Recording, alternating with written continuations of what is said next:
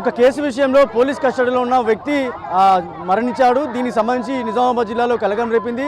అర్ధరాత్రి ఈ విషయాన్ని సంబంధించిన ప్రభుత్వ ఆసుపత్రిలో చికిత్స పొందుతూ ఆ సంపత్ అనే వ్యక్తి మృతి చెందాడు. జగిత్యాలకు చెందిన వ్యక్తిగా గుర్తిస్తున్నారు. ప్రస్తుతం వాళ్ళ కుటుంబ సభ్యులంతా కూడా ఆందోళన చేస్తున్నారు.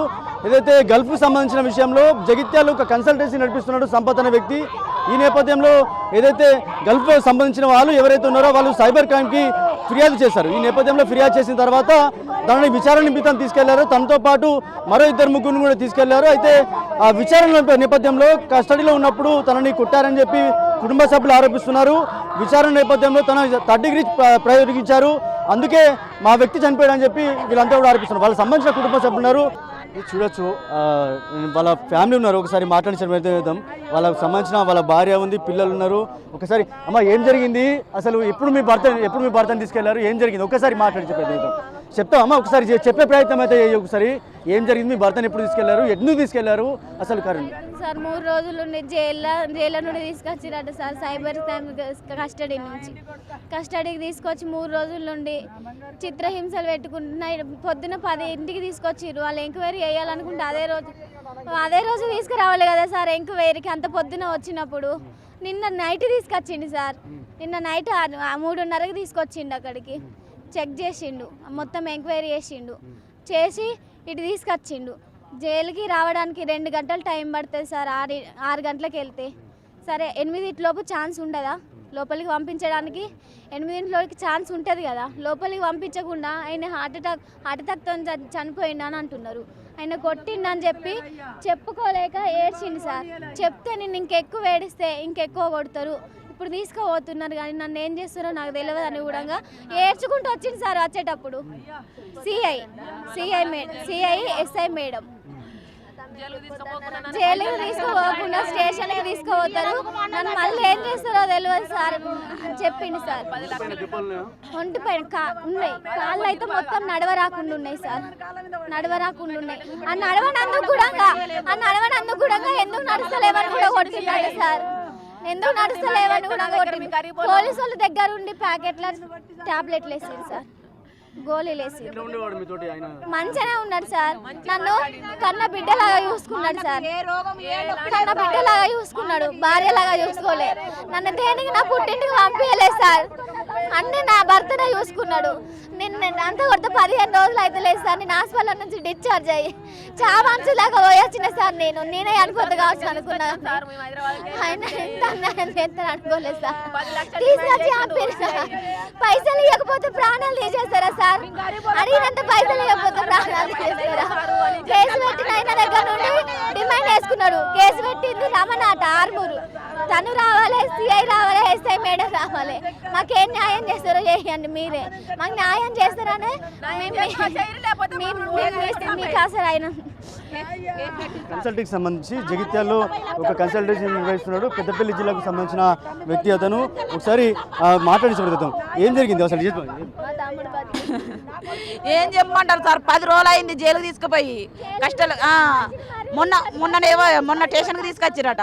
తీసుకొచ్చిన వాళ్ళు నిన్న సాయంత్రం అయింది, 3 అయింది. మేము పొద్దున వచ్చినాం జగిత్యాలకు. 3కి తీసుకొచ్చారు. 3కి తీసుకొస్తే లోపలికి తీసుకపోతే 5:30 అయింది సార్. ఇక 5 నిమిషాలు మాట్లాడుకోండి అంటే మాట్లాడుకోగానే నన్ను బాగా కొట్టిరు. నాకు నిలబడ వశం అయితే లేదు అంటే మేము చూస్తుంటే కూడా మమ్మల్ని చూడనియట్లేదు. మళ్ళీ మీకు చెప్పిన తెలిస్తే నన్ను కొడతారు అని చెప్పనియట్లేదు. మా అన్న ధైర్యంగానే ఉన్నాడు. మా అన్నకి ఏం కాలేదు, 10 రోజులు వస్తా అన్నాడు. మమ్మల్ని డబ్బులు డిమాండ్ చేస్తే మేము పేదోళ్ళం అన్నాడు. మాకు ఎక్కడ ఉంటాయి చెప్పండి? జగతాలు బతకనికి వచ్చిండు. 1 ఇయర్ కూడా అవుతలేదు మా అన్న వచ్చి. మా నాన్న చనిపోయి 5 నెలలు అవుతుంది. మా నాన్నకు 10 లక్షల దాకా పెట్టుకున్నాం ఉన్నాయి లేని అమ్ముకొని. ఇప్పుడు మా అన్న డిమాండ్ చేస్తే మేము ఎట్లా సార్?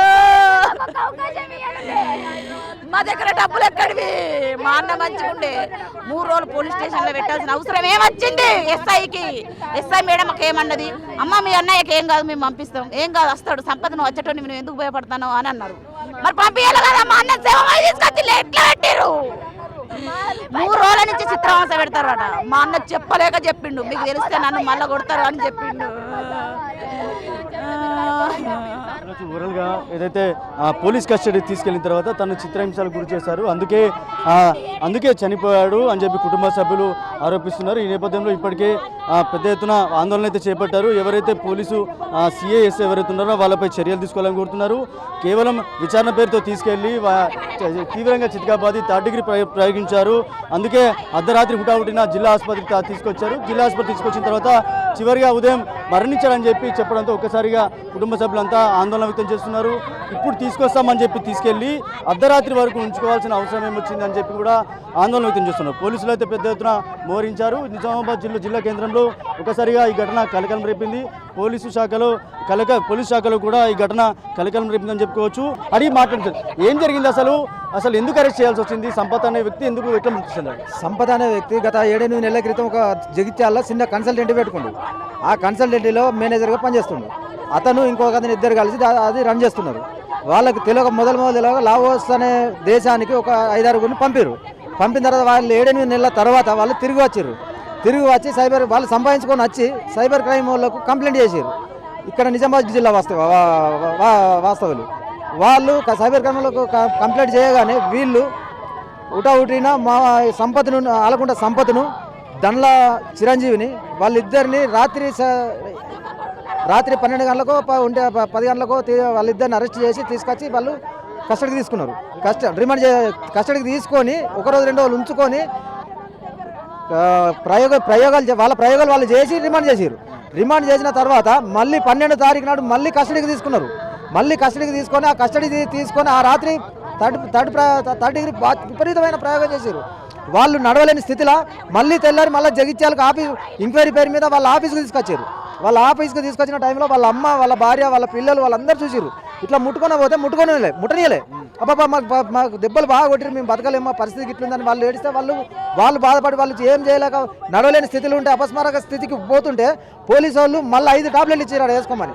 వేసుకుంటావా లేదని చెప్పి బలవంతంగా 5 టాబ్లెట్ ఇస్తే 5 టాబ్లెట్ వేసుకున్నారట. వేసుకున్న తర్వాత మళ్ళీ తీసుకొని వచ్చారు కస్టడీకి. తీసుకొని వచ్చి రాత్రి మాకు 8 గంటలకు మాతో మాట్లాడిండు ఫోన్లో. 8 తర్వాత రాత్రి 12 తర్వాత మావాడు చనిపోయాడని ఇన్ఫర్మేషన్ ఇచ్చారు. ఎక్కడున్నదంటే సివిల్ హాస్పిటల్ పెట్టారు. ఇది జరిగింది. వాళ్ళు 30 సంవత్సరాల పసిపిల్లని, వానికి ఎలాంటి అనుభవం లేదు, వానికి ఏ దంద అనుభవం లేదు, మొదలు తెలియక వాడు పెట్టుకుంటే మీరు జైలు పాలు చేయరు, మేము కష్టపడే మా పిల్లలు మేము జైలు మీద తీసుకుంటాం చట్టాల ప్రకారం. కానీ ఒక వ్యక్తిని మీరు కొట్టేంత హక్కు మీకు ఎవరిచ్చిర్రు? ఏ గవర్నమెంట్ ఇచ్చింది మిమ్మల్ని కొట్టి చంపమని? ఇప్పుడు వాళ్ళ పిల్లల పరిస్థితి, 2 ఆడపిల్లలు 2 మగ పిల్లలు, వాళ్ళ భార్య పరిస్థితి, వాళ్ళ పరిస్థితి ఏంది? వాళ్ళని ఎవరు పోషించాలా? ఇది వాళ్ళు చేసిన పరిస్థితి. వాళ్ళ పోలీసు వాళ్ళు అలాగే అరాచకాలను వాళ్ళ మీద హత్య కేసు నమోదు చేయాలి. వాళ్ళకి ఎక్స్గ్రేసియా ప్రకటించకపోతే మేము ఇక్కడ ధర్నా వదిలిపెట్టేలే, మేము ఇంతవరకైనా పోరాడతాం. ఏదైతే విచారణ పేరుతో తీసుకెళ్లి తనను చిత్రహింసలకు గురి చేశారు. అందుకే సంపత్ అనే వ్యక్తి చనిపోయాడు. తనకు భార్య, పిల్లలు ఉన్నారు. తనపై ఏదైతే జరిగిన థర్డ్ డిగ్రీ కావచ్చు, తనపై జరిగిన దాడి కావచ్చు, కుటుంబ సభ్యులు అయితే తీవ్రంగా వ్యతిరేకిస్తున్నారు. అసలు దీనిపై ఏం జరిగిందనే కోణంలో కూడా ప్రత్యేక విచారణ కమిటీ ఏర్పాటు చేయాలి, కుటుంబ సభ్యులకి న్యాయం చేయాలని కోరుతున్న పరిస్థితి నెలకొంది. కెమెరా పర్సన్ సందీప్తో రాజేష్, బిగ్ టీవీ, నిజామాబాద్ నుంచి.